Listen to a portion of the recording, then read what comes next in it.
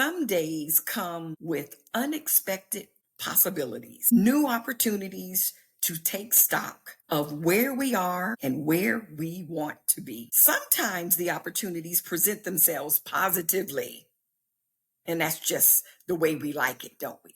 We just want everything to be just so perfect.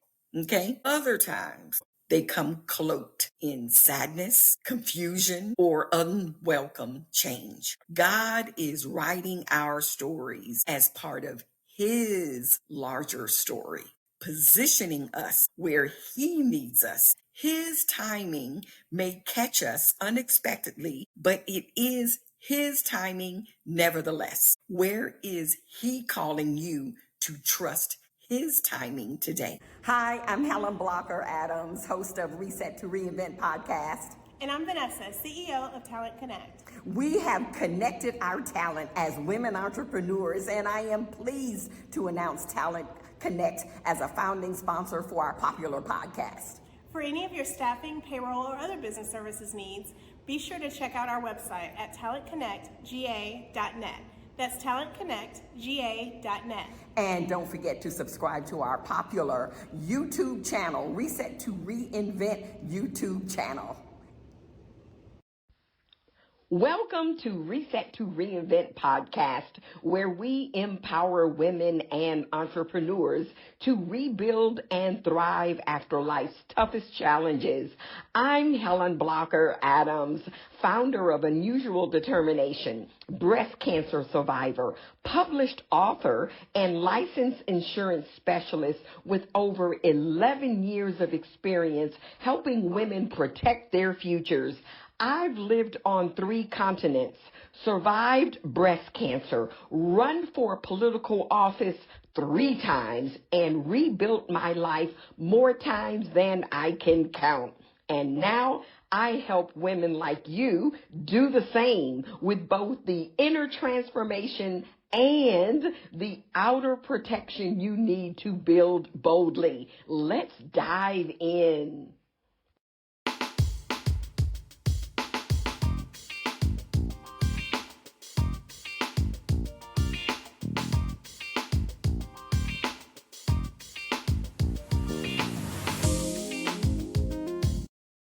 Hello, and welcome to episode 50 of Reset to Reinvent podcast. Yes, yay, it's celebration time. We have gotten to episode 50, which is another milestone for us. Very, very excited about that. Buzzsprout, which is the platform that allows us to disseminate all of our episodes through all of the podcast platforms. According to their statistics, they say that most podcasters don't last beyond 10, 15, 20 episodes, and we've gotten to 50. So I'm very, very excited about that. And I want to thank you, and you over there for watching and or listening to our podcast.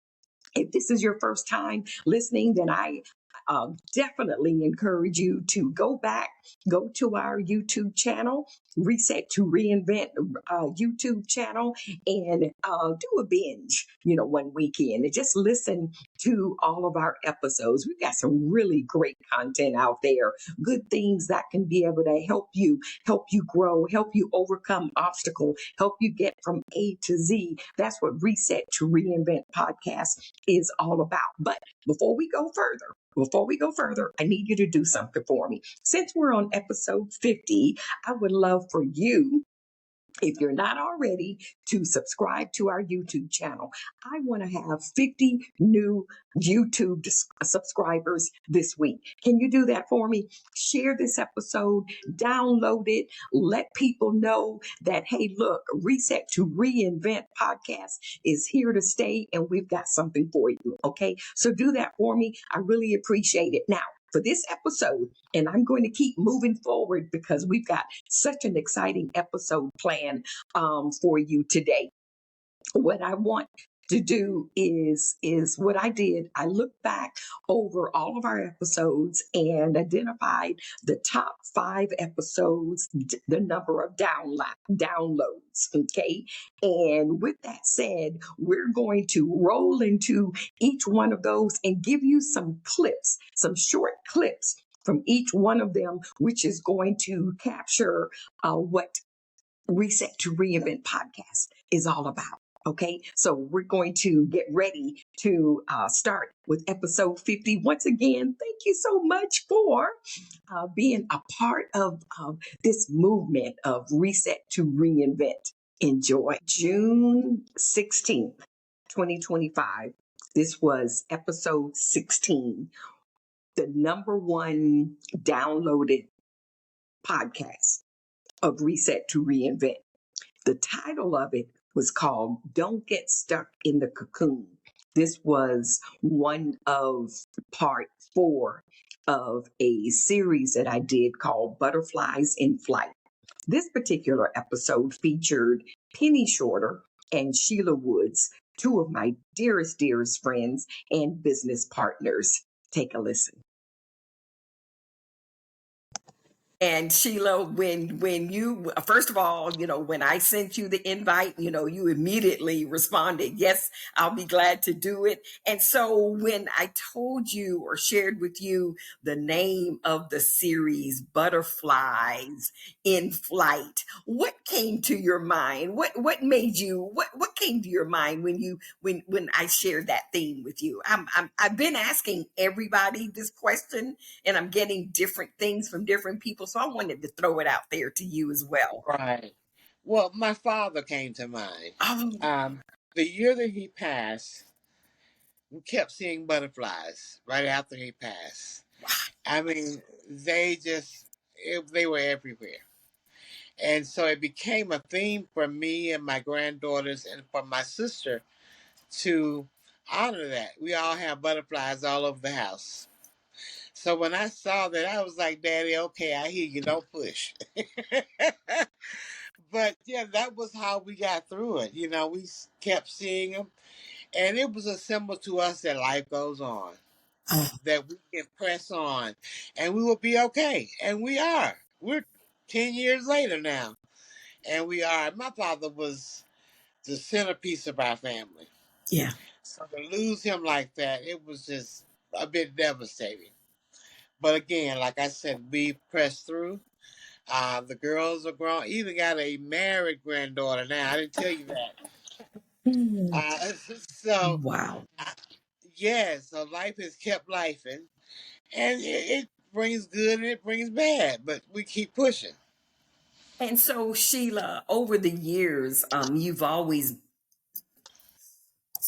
excuse me, you've always been one of in our organization, Consolidated Planning of America. You have been one of our most, if not the most consistent writer, consistent, even when you were having some serious health challenges, and you still are, but you have come such a long way. And so I want you to talk about the word consistency and how important that is, not just in the insurance industry, but in life, in any type of business. That's what we call you, the queen of consistency. So there's a reason for that, and let's talk about that word consistency. Well, consistency to me means to keep moving, to don't stop, don't take breaks. You keep moving, whether it's something that life throws you or whether it's a business, the type of business that we're in. It's not the easiest thing, but it's very, very doable and it's very rewarding. So, consistency to me means I continue to do the same thing every day. Mm. Get up, say my prayers, talk to the Father, get my instructions, and help people. And that became who I was for the last 8, 9 years. I don't know to do anything else. Even when I was in rehab, that helped me because I love helping people. And so that was what I needed for me to keep going. I was like, I gotta talk to them. I gotta see the people. Even during COVID, it was everybody was talking about COVID and stopping and not going. No, my business turned up during that time because Mhm. I wanted to help people. And I remember going to the hospital one day with GERD when I figured that out. And the lady said, but the nurse was asking me how was I, and I told her. I said, no. She asked me what brought me in, Mhm. and I said, I want to make certain that I don't have COVID because I don't want to give it to any other people that I'm going to see. Mhm. And I just start crying, just cracking out tears, and just at the thought of causing them some harm did something to me. I was like, no, I got to make sure I'm good, so that when I go see them, I'm not bringing them anything extra. Right. But yeah, so I mean, it's never give it up. You just keep fighting the good fight, and you keep helping people, and you keep living, you keep pushing forward. Like I was talking about my dad, quitting was not an option. Mm. It never is for me. And me being a part of an organization like what we have, the encouragement was there. I didn't have to wait until I got sick to get it. I had the encouragement all along. All of my training was encouraging me to do what I needed to do to overcome this obstacle. I fell upon a Montessori school. Uh-huh. Helen, this is so incredible. The owner of that Montessori school said to me, we don't want just anybody to take over our school. We want someone to come in that's going, number one, hold up the name Montessori. Mm. And number two, love the children. Mm. And so they were actually interviewing buyers. Mm. So they told me they offered me to buy their school. Okay. It was Wow. turnkey. And so, but anyway, even at that, I mean, I had obstacles through that because I had to get a loan, SBA loan. I Yeah. think I told you about that. Yeah. I did my own business plan and I submitted 15 applications with that business plan to different banks.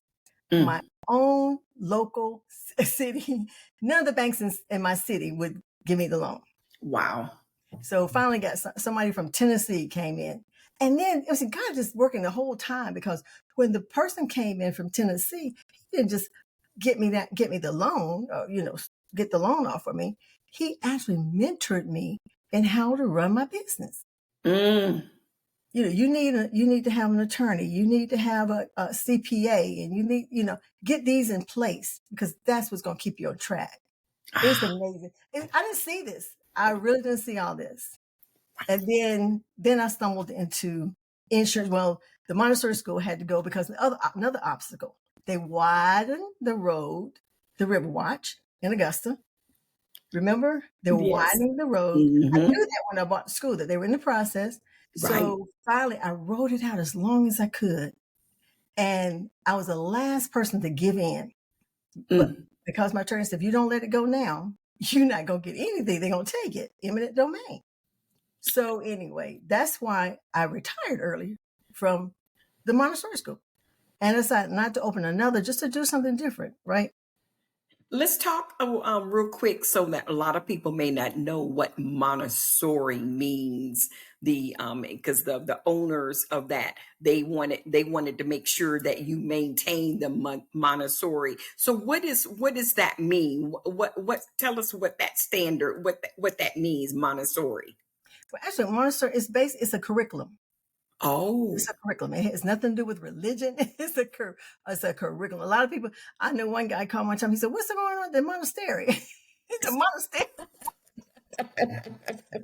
No, this is a Montessori school. So it has no, I mean, you bring your faith into it, but it has nothing to do with religion. It teaches the main thing is the principles that it teach, the concept helps children children with challenges. It helps them to learn faster or learn better, For example, I had kids with Down syndrome.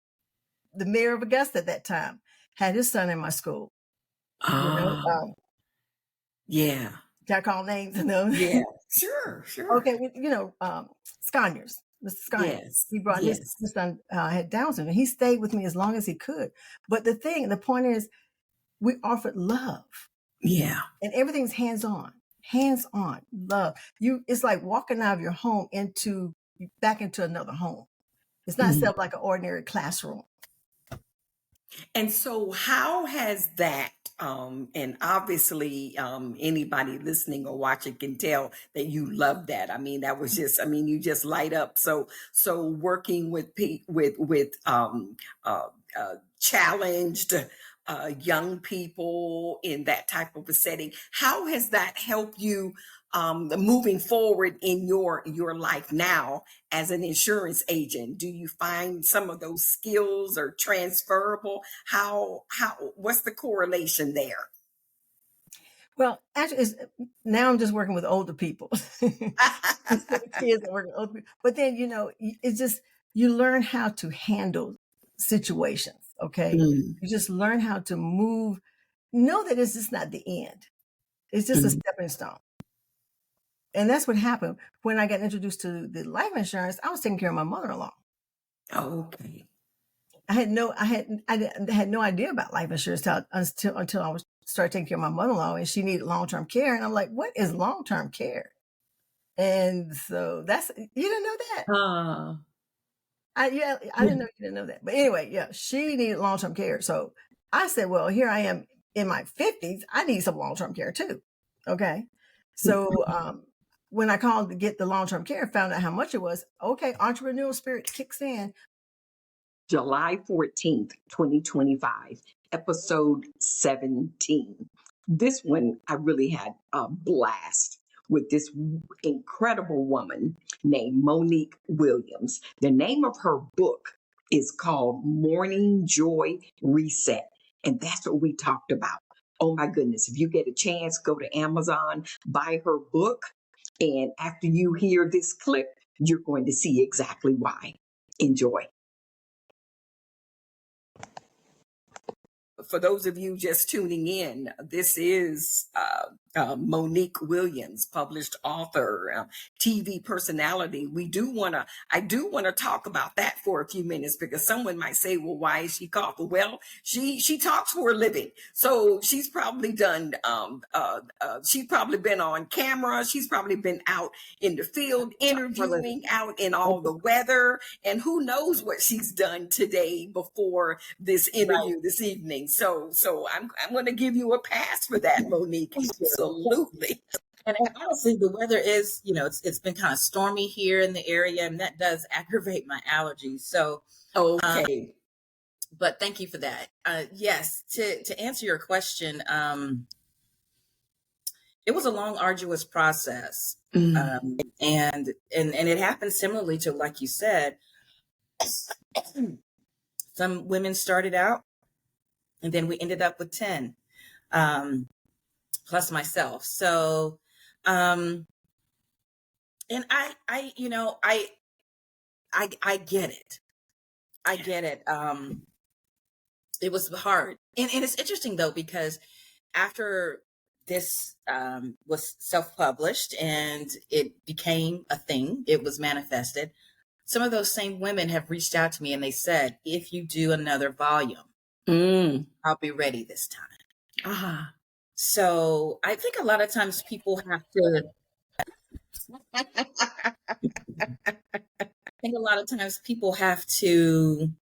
kind of see it, that it's going to be, because this was the first. And so that's tricky with any groundbreaking thing, right? Anything that's starting out, any startup. Right. So I understood all of the trepidation, all of the hesitancy. I did not push, because people go through their own grief in their own way. One chapter is so profound. They're all so profound, really. I don't want to give away too much of the book, but this particular chapter, this particular co-contributor lost her birth mother at the age of 3. So she really didn't have a lot of memories with her birth mother. And so there was a woman who raised her as a mother would.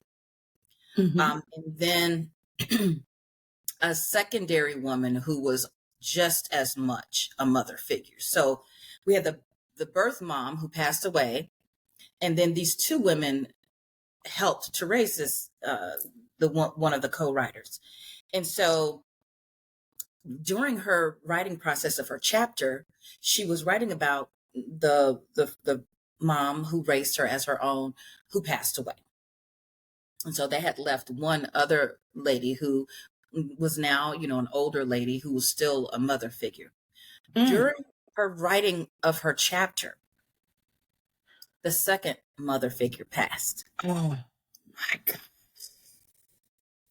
And so she comes to me and she tells me this, and I say, we stopped the whole process at that point. I said, I will wait for you because you have to include that. She says, oh, I don't want to hold up the process. It says, no, this process can't without that. Yeah. How unique is that? I mean, that is, and that's why this process has been so, that's transformational. yes. Because as much as we think we're controlling and we're getting it done and all of that, there's some things they're not in our control. And there's no way we could have predicted that was going to happen. Right. But I was very prayerful through the whole thing. And I said, of course, we will wait on you. And so we painstakingly, we waited. And the title of her chapter is called It Hurt, But It Helped. Wow. So think about what you could glean from somebody who has a testimony like that. When you're on your own. I'm sorry. I interrupted. I was just saying, think about what you can glean from someone like that, whose testimony is that strong when you are going through your own grief journey. Right.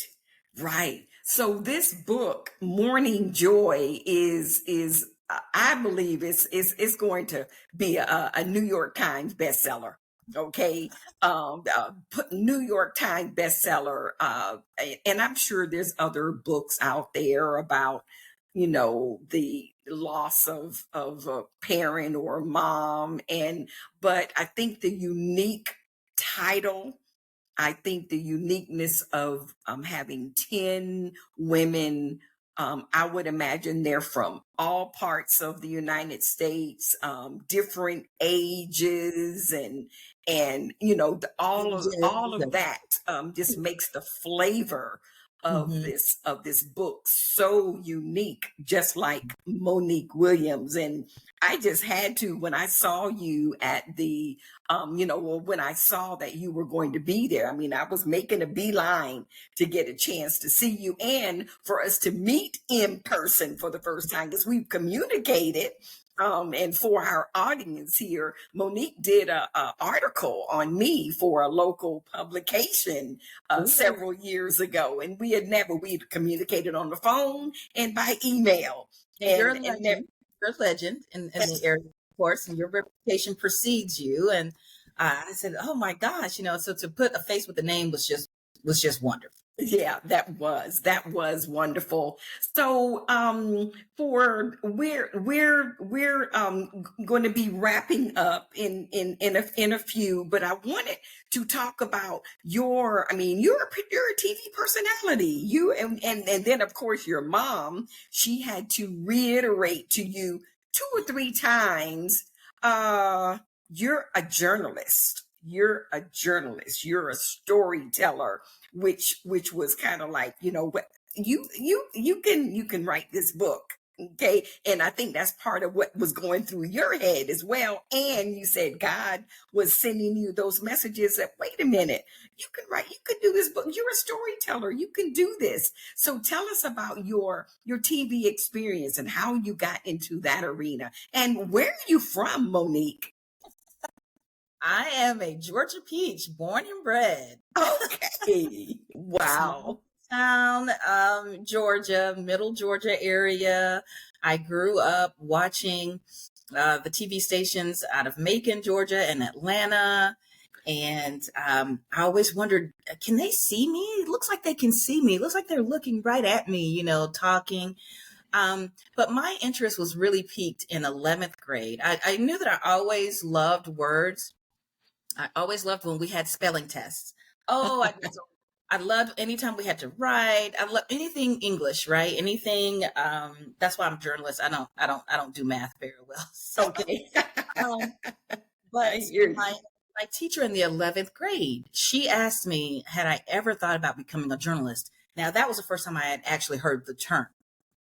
And I said, well, what is that? And she told me, she says, you're a great writer. You do so well on your English papers, and you're a great orator, because sometimes we had to do speeches in that class. And I said, I never really thought about it. So that's when I first started looking into what that looked like. And then it was confirmed by my 12th grade English teacher. She said the same thing. Wow. And I ended up going to Georgia Southern University, initially starting off in journalism, print journalism, the writing piece. Okay. But then when I realized I could combine the storytelling piece through broadcast, that's where I really felt like I would be most impactful. Because the media, as you know, as much as a bad rap it gets, it really is a necessity. Right. There are certain things that we would not know about if it were not for journalists, tried and true, reputable journalists, Right. holding people accountable and serving the community and giving voice to people who might not otherwise have a voice. And so I've always looked at my profession as servant leadership. It's never been about anything else for me.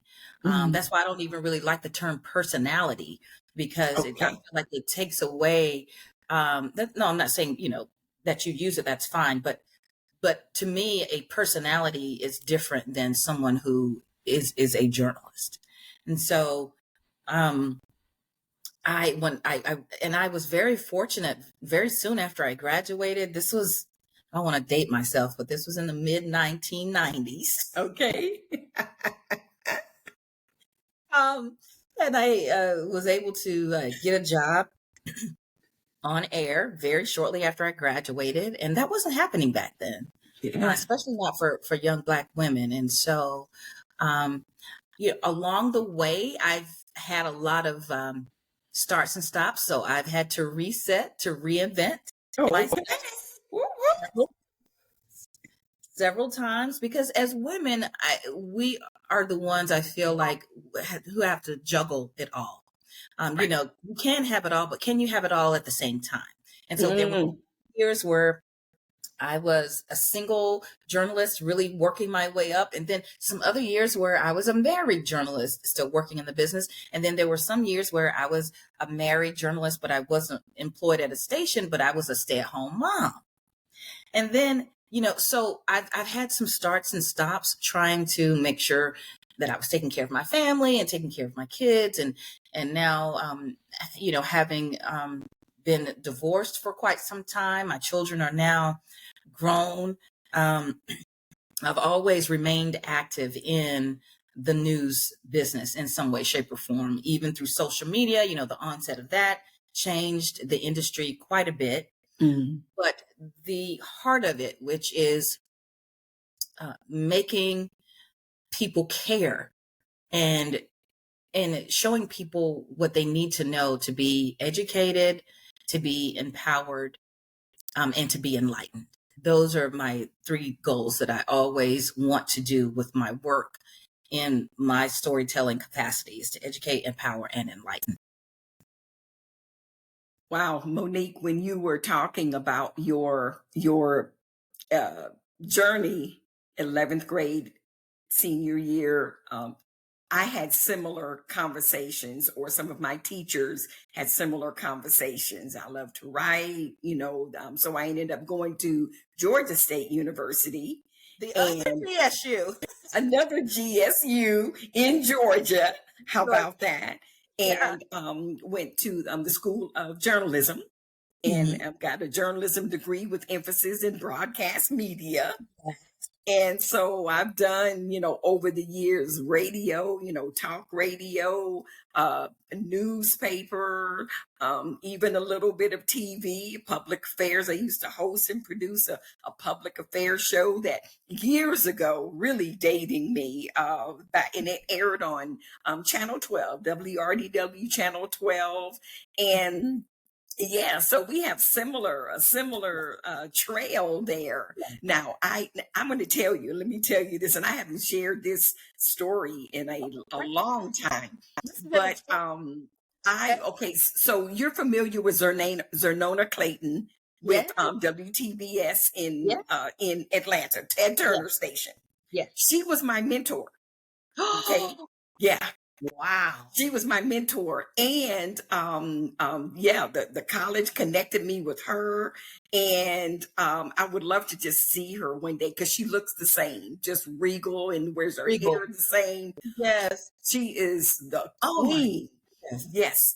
And but my goal was, okay, I want to, graduate and be a newscaster, get on the news. And I had an experience where we did some student interns and there was an incident where they got hurt. And, I had the microphone and I was asking questions about, how they feel and this and that and this and that. And I was like, oh no, I can't do this because I was about to cry, and that was like a deal breaker for me, Monique. At that point, I was like, no, I think I'd rather go a different path, more like talk show format versus a newscast where I'm, in a situation where I'm going to be bawling my eyes out. I'm supposed to be interviewing. So that's a story that I haven't shared in a long time because I graduated from Georgia State University in 1981. I graduated from high school in 77 and then Georgia State 1981. So that's really dating me. But I love those experiences though. Oh my goodness. And you're right. We do need news. We do need TV and radio news from now I know a lot of people like to say they're journalists, but they're not a journalist. They are a personality. You feel me? And I can see how you being the professional that you are, that it does kind of take away from the true meaning of a journalist. And that's a dying breed in this world. I guess you can agree with that, right? Mm-hmm. Most definitely. As I said, the industry really has changed over the years. The onset of social media had a lot to do with it. And so the traditional mediums of print and broadcast and radio and TV have had to make several adjustments to make sure they still hold true to giving people the information that they need. But I do want to touch on the compassion piece that you mentioned and the emotional piece. That's so true. Yeah. And I think over the years, I've always felt like it was very important that the viewers understand that journalists are people too. Yes. Yeah. And so, while we were trained, right, in school to be very stoic and, be very professional, I think it always helps if the viewer can get a little bit of view into the fact that, oh, wow, this is a regular person. Yeah. So it's gotten me a couple times live on air. I've gotten misty eyed before, but I think it allows people to understand that we are regular people as well. That is so true.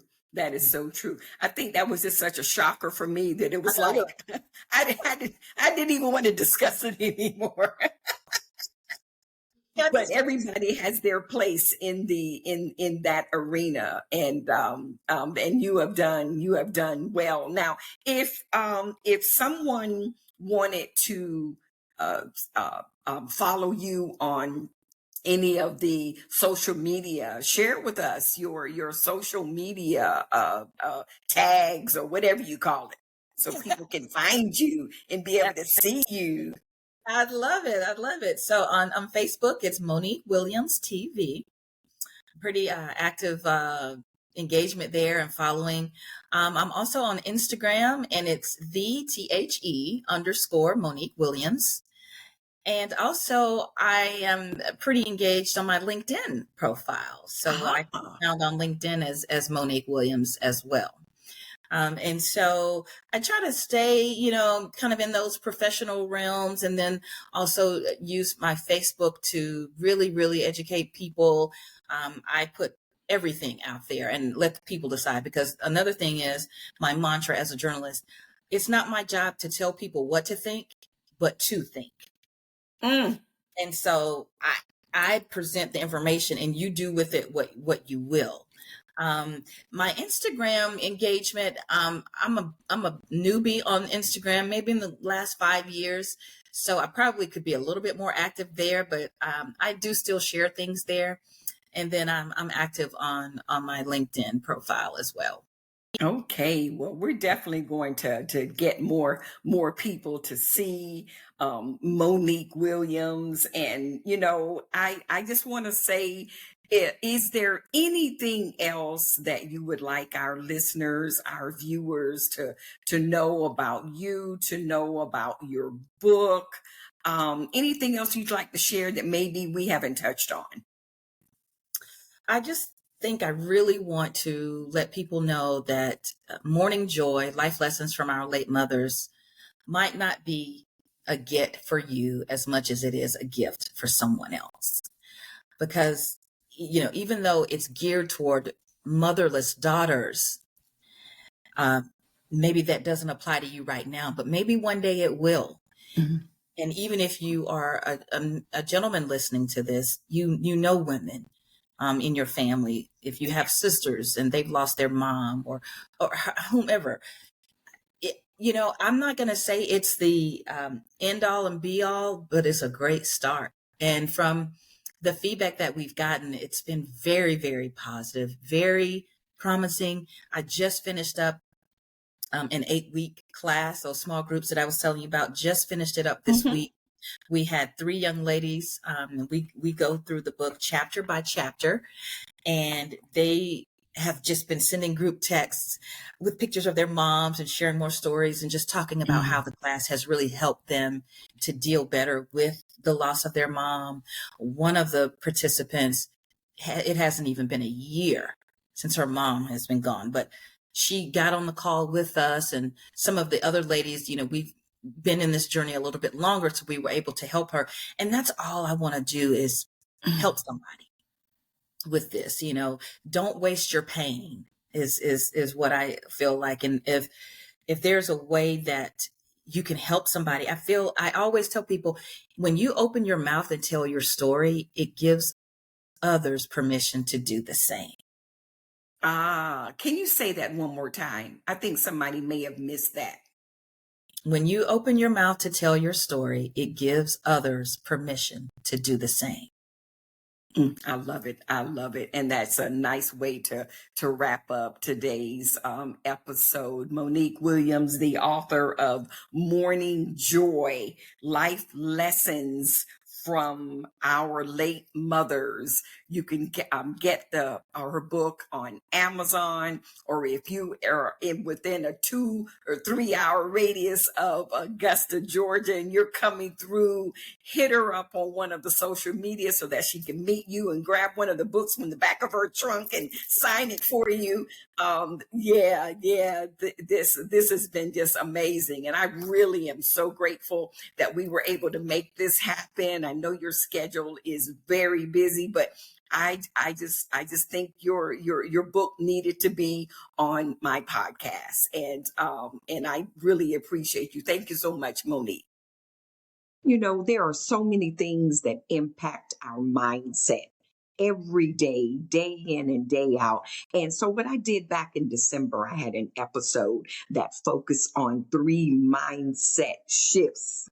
And I have to admit, it's been very popular because people are still downloading that particular episode that I did back in December. So take a listen to these clips and you'll see exactly why they keep downloading this particular episode that deals with your mindset. Hello, hello, hello, and welcome to episode 40. Yes, milestone episode 40 of Reset to Reinvent podcast.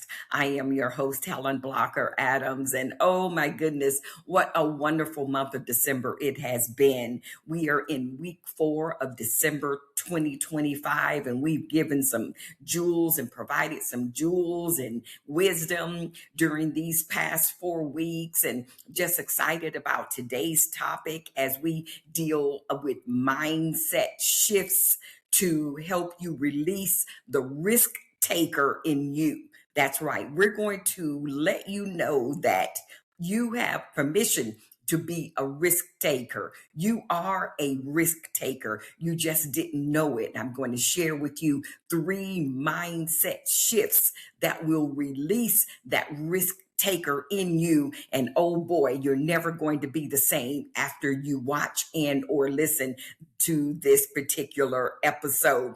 I hope that you have listened to the other ones this month, episode for the first, second, and third week of December. They all connect together. We're talking about getting that mindset right. We're talking about goal setting, which was last week. And hopefully you'll go back and listen to these over and over and over again, because the goal is by January 1, 2026, we don't want you to be getting ready. We want you to be on go, go, January 1, 2020.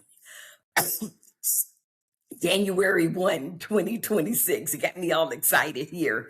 Before we go further though, what I would like to do is to remind you to subscribe and or share and download these episodes. Definitely, I want you to go to my YouTube channel, Reset to Reinvent podcast YouTube channel. I would like for you to subscribe. We really want to spend a little bit more time pushing and getting our subscribers up on our YouTube page, okay? YouTube channel. Guys, I do want to say also, I want to thank so much for our founding sponsor, Talent Connect. Talent Connect. Check them out. If you're a small business owner and you need help with getting your payroll done, okay? If you need help getting your payroll done, if you need help hiring part-time, full-time, temporary workers, call Talent Connect. But do even better, go to their website, talentconnectga.net. talentconnectga.net. Check them out. They will take care of you. They will take care of your needs, especially if you're in Georgia or South Carolina. Okay, thank you so much. They're founding sponsor with Reset to Reinvent podcast. And we've got so many exciting things planned for January and moving beyond. I just can't even talk about it all. I just can't talk about it all today. But here's what I want to do before we get started. I'm recording this episode, obviously, before the date that it launches. And I have to share with you, I received something that was just warmed my heart. I mean, it popped up minutes before I was getting ready to record this episode. And it was she's a new subscriber to my YouTube channel, and that is just so cool, so cool. And and she made a comment, okay, and the comment was, "Thank you, Minister Helen, for transparency and godly wisdom. Holy Spirit once said to me, obedience looks good on you. Thank you for the reminder and encouragement to stay, pardon me. Thank you for the reminder and encouragement to stay in God's word, which has the answer for everything. And this is Mamie Scott. I want to thank Mamie Scott for being a new YouTube subscriber. And thank you for that comment that just warmed my heart. And of course, I want to thank my girl Kenya because that is her favorite aunt. And I had to just give her a shout out. And I want to thank Kenya and everybody out there that's sharing the my messages, sharing this podcast, sharing these episodes. I just can't express enough how much it means to me to not only get a response, but if I can impact one person, if I can impact one person, that's my desire for each episode. Obviously, these episodes are hitting or reaching a lot of people, and there's still so many people who are not aware. But those who are, I want to make a difference, and that is part of what God's purpose is, I believe, for my life. Now, also, what I want to do is on today, the day that I'm recording this, and it happens to be December 20th. You know how we have different devotionals, and I have a variety of devotionals that I use, okay? And this particular one, a lot of times I forget about it because it's in my office, and sometimes I don't go directly in my office because I work from different parts of my house. And I just so happened to go in there looking for something else. And then I looked at the date of December 20th, and this is what I found in this devotional. Okay, this devotional. I've got to read it. Okay, December 20th. And it says, self-investment, pouring into your purpose and superpowers is a powerful way to build divine confidence and to show God you're serious rather than just giving lip service. OMG. Oh my goodness. That's what we're talking about this month. That's what we're talking about, is getting our mind right, getting our focus right, making sure that we're obedient to God, making sure that we're in alignment with what He wants us to do. We want to have clarity on that, full clarity and a game plan as you go into 2026. And what does that require? Self-investment. You've got to spend time in the Word. You've got to spend time reading books. You've got to spend time with coaches and mentors. I think I mentioned last week or the week before that if you think about some of the most high income level people all over the planet, millionaires and multimillionaires and billionaires and top high performing athletes, they have coaches. And a lot of times more than one, depending on what part or aspect of their life they want that coach to impart in them. That's self-investment. You've got to invest. You can't just keep doing what you've been doing and staying with the same environment of people and expect to grow and go to a different place. It just can't happen.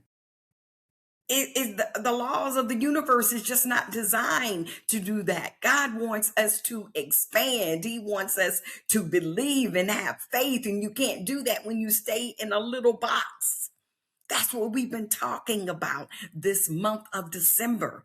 And so I just thought that message about self-investment, pouring into your purpose and your superpowers.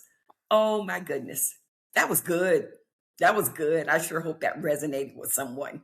It sure resonated with me, and that's why I had to share it with you. Okay. And that's one of the things I think those of you who are regular watchers or listeners and you know me, you know if I get some information that I can be able to share and make a difference in someone else's life, doggone it, I'm going to share it with someone else. I'm just going to do it because That's just who I am. Okay.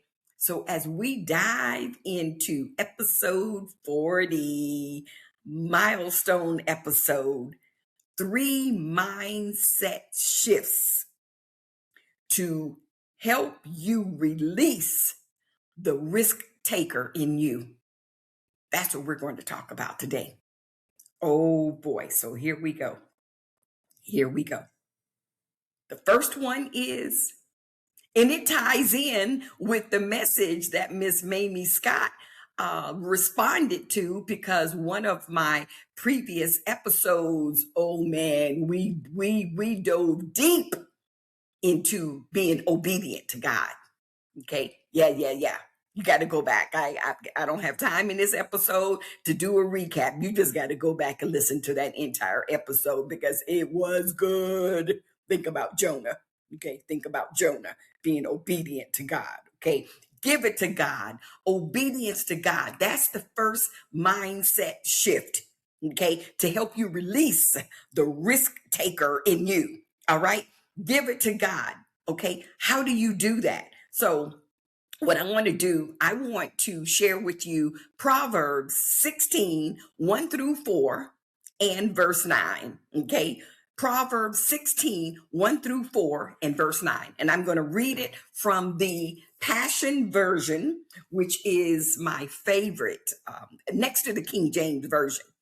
I love the King James Version, but I love being able to read in different translations to get a different flavor, to get a better understanding and more clarity. And Passion Translation, oh my goodness, that gives it to you. Okay, so we're going to look at Proverbs 16, 1 through 4, and I'm going to read it verbatim. It says, now we're talking about 3 mindset shifts that's going to release the risk taker in you. The first one, you've got to be obedient to God.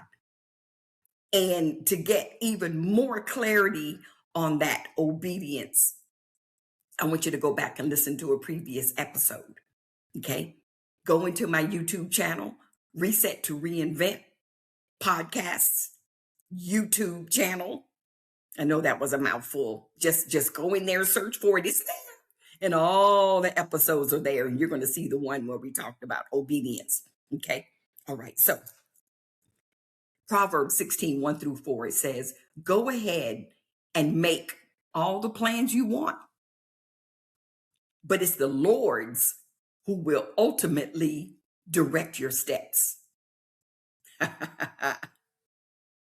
We are all in love with our own opinions, convinced they're correct, but the Lord is in the midst of us, testing and probing our every motive.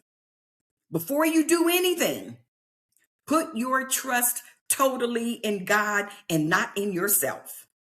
Then every plan you make will succeed. The Lord works everything together to accomplish his purpose. Even the wicked are included in his plans. He sets them aside for the day of disaster. September 1st, 2025. And this was episode 24. Your legacy is your life insurance. This was another very popular episode. Take a listen to this little clip, and I encourage you to go back and listen to the entire episode. Enjoy. I am so grateful to have a platform like this, to be able to reach a global market and be able to say, you know what? Hey, look, guys, life insurance is important. Let me educate you. Let me just bring some awareness to you. It's not just the life insurance agent that's trying to make a buck and sell you a life insurance policy. No. We want to help your family have peace of mind. So there is an organization, a nonprofit organization called Life Happens. And that's where you're going to probably see a lot of paraphernalia, a lot of social media information, and it will come from this particular organization. They were founded in 1994 by industry leaders who recognized the need to provide more people with educational information about life insurance and related products. Because in any industry, a lot of times a person, let's just say if I come to your house and you do or do not have life insurance, if there are some insurance agent that, just want to go in there and just be hard and aggressive. And yes, you need this. And yes, we know everybody needs it. But at the same time, we've got to be empathetic. We've got to be compassionate. We've got to be able to meet their needs.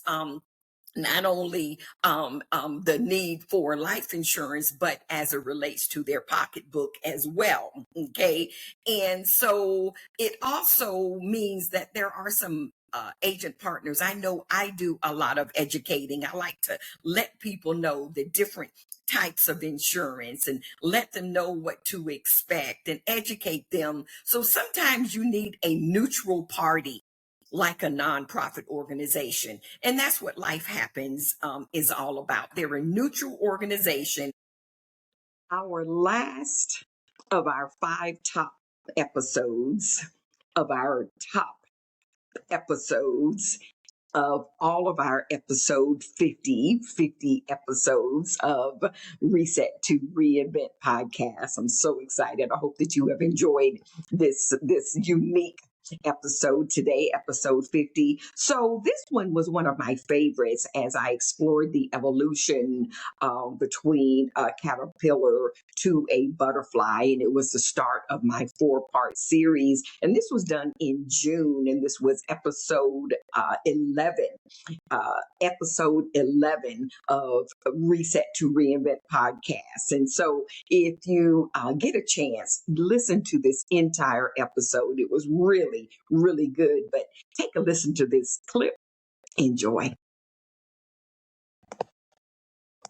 And so over the course of the next 4 weeks, I'm going to expose you to some women, some dynamic women, guys, that have not only had a lot of success in the insurance industry, but they have done so in the midst of adversity. Some adversity that's like, oh my gosh, how in the world are they even still here, mentally and physically? So I think we all can agree that each of us has had some type of trauma or despair or difficulty in life, personally and professionally. And remember, that's what Reset to Reinvent podcast is all about. It empowers women. It empowers women to rebuild and thrive. Remember that word thrive from my devotion earlier, okay? After life's toughest challenges by providing guidance and inspiration and actionable strategies for resilience. And so that's exactly what we're going to help you do. We're going to help you see and hear over the next 4 weeks, because I've got 8 women who are butterflies in flight. Butterflies in flight is the theme for this month's episodes. And you're probably like, butterflies in flight, what does she mean by that? Because each week, what we're going to do, we're going to feature 2 extraordinary women who are not only business partners of mine, but they are friends of mine. Okay. Dynamic women. They come from different backgrounds, different perspectives, different parts of the United States, different ages. And it's going to be exciting. I am so stoked. I don't know what to do. Okay. I hand selected these ladies. And each one of them that I asked, they immediately said, yes, Helen, I'll be glad to do that. And oh boy, am I excited. So the theme for the month of June is butterflies in flight. Okay, so let's talk about butterflies for a few minutes. I want to give you some perspective of why I even came up with this topic. And me and my producer, we sat down and we talked, and what can we do to come up with something that will resonate with our name of our podcast, Reset to Reinvent, what that's all about, what our mission is, and the women, and what we want to um what we want to get across in the month of June. Okay. And we came up with butterflies in flight. And so I want to clearly illustrate the power of butterflies and how their evolution, even to become a butterfly. Okay.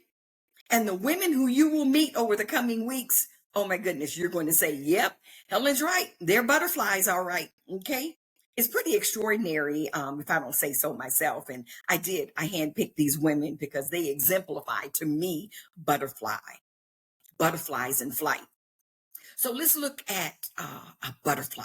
Let's look at something. So the series of changes in shape, form, and activities that a butterfly goes through during its lifetime is called a life cycle, while the complex biological process involved in the transformation from caterpillars to adult butterflies is called metamorphosis. Butterflies undergo complete metamorphosis in which the young differs from the adult in terms of their looks and feeding habits. Butterflies go through 4 different stages in their life cycle. Each has a different goal. Each of these life cycles has a different goal.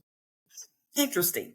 So when I did the research on this, I was like, wow. So the caterpillars, for example, they eat a lot. Okay, those little slimy creatures that, crawl, and caterpillars.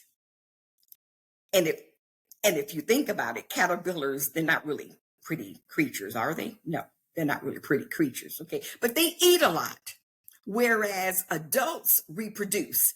Depending on the butterfly species, these stages last from several weeks to a year. So here's stage 1 of the life cycle of a butterfly. The life cycle starts with the adult female butterfly laying a cluster of small round eggs on plants, which become food for the tiny worm-like caterpillars that hatch 4 to 6 days after they are laid. Now, I've highlighted certain words in each of these cycles that I'm going to go back to that will tie in to give you more frame of reference and understanding of where I'm going with butterflies in flight. Okay. All right. You with me? Okay. So that was stage 1 of the life cycle of a butterfly. Now remember, the title of our series for the month of June is Butterflies in Flight. And you're going to experience 8 butterflies. Woo, woo, woo, woo. Stage 2 of the life cycle of a butterfly. It is the larval stage, which the caterpillar emerges from the egg. It is also called the feeding stage because at this stage, a caterpillar has only one job to do, and that is to eat. Okay, stage 3 of the life cycle of a butterfly. After a caterpillar attains its full-grown size, it stops eating and then enters its chrysalis for the pupal stage. Stage 4 of the life cycle of a butterfly. In this stage, the chrysalis opens and the adult butterfly comes out. The adult butterfly has a long antenna, long legs, and compound eyes. When it first emerges from the chrysalis, its long, colorful wings are damp, they're soft, and they're folded against the body. The butterfly rests and waits for the wings to dry. Once fit for its first flight, the butterfly takes off in search of nectar-producing flowers, Adult females fly from one place to another to find plants suitable for laying eggs so that we can start the process all over again. Butterflies all over the world. While most butterflies live for 1 to 2 weeks, that's how often they have to reproduce themselves. While most butterflies live for 1 to 2 weeks, some species spend the winter as hibernating adults, surviving several months. So now what I want to do, okay, these are the 4 life cycles of a butterfly. And so what I want to focus on a few key words from the butterfly description that I just shared with you. And think about it. Think about this description that I just shared with you, and think about your life. Think about how you come from where you were to where you are today. You know, a lot of us, let's talk about this for a second. A lot of us tend to discount a lot of things that we've done, a lot of accomplishments we've had, because in our mind, we think they're little. They're just little. They don't mean anything. But yet all of those little, so-called little accomplishments, they add up to a lot. So we've got to stop discounting and stop making it seem like we've got to do something big and be on the big stage and on the stage talking with thousands of people and that sort of thing. It could be something just very simple where you've made an impact on somebody's life. There's something that you've said or done that make them feel good, make them smile. You just never know when you're making an impact on somebody. That's part of what I want to share, because you are a butterfly. Okay, you are a butterfly. So in the stage 1 of the life cycle of a butterfly, I highlighted the word tiny worm-like caterpillar. And if you think about some of our roughest days, some of our hard days, some of our days of despair and feelings of inadequacy, the feelings of, oh my gosh, I'm just a failure, I'm never going to get to where I want to be, and all of those negative things that go through our mind when we go through stuff. And we all will go through stuff, okay? And that's when we kind of feel like a caterpillar. We feel tiny and ugly and slimy, and we're caterpillars. They don't fly. They haven't become a butterfly yet. Caterpillars, they're crawling. They crawl on the ground, on the floor. They're about as low as you can go, but there is a purpose for the caterpillar, because the caterpillar at some point does become a butterfly. But we don't have to stay there. And see, think about it. All of these life cycles, we don't have to stay there. Then you can't, a caterpillar can't remain a caterpillar. They go unless somebody kills it or squashes it. So that means you can't stay there as a caterpillar. Y'all feel me? This is good. This is good. This is good. So stage 2 of the life cycle is emerges. The caterpillar emerges from the egg on those days where you're feeling like the world doesn't love you and God doesn't love you, and you're just feeling just some kind of way. At some point, you've got to emerge from that place so that you can get to the next cycle. And so emerge is a powerful word. And so in stage 3 of the life cycle of a butterfly is attain. The caterpillar attains its full grown size, attains. At some point, you're going to attain a better mindset. You're going to attain a different way of thinking, a different mindset, so that you can achieve what you know God has for you. Oh my goodness. These are some actionable strategies, guys. These 4 life cycles of a butterfly are the same type of things that you can do to get yourself out of where you are to where you want to go. This is about reset to reinvent. And then stage 4 of the life cycle of a butterfly, the butterfly knows to rest and wait. He has to rest and wait for the wings to dry. Because if he tries to move the wings before they dry, he's going to die. They're not strong enough. They've got to be dry so that they can flap.